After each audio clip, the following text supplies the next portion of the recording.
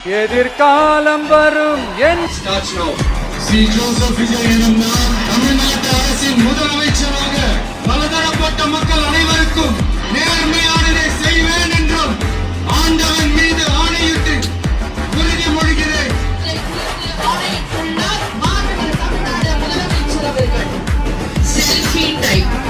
The Honorable Chief Minister of Tamil Nadu.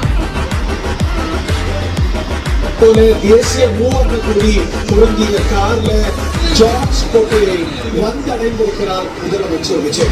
Vijay அவர்களுக்கு காவல்துறை அணிவகுப்பு மரியாதையை ஜோசப் விஜய் அமரக்கூடிய தருணம் இதோ முதலமைச்சர் நாற்காலியில் அமர்கிறார். முதலமைச்சர் கையெழுத்திட்டு விட்டார். இப்போ தமிழில் கையொப்பமிடுகிறார் முதலமைச்சர்.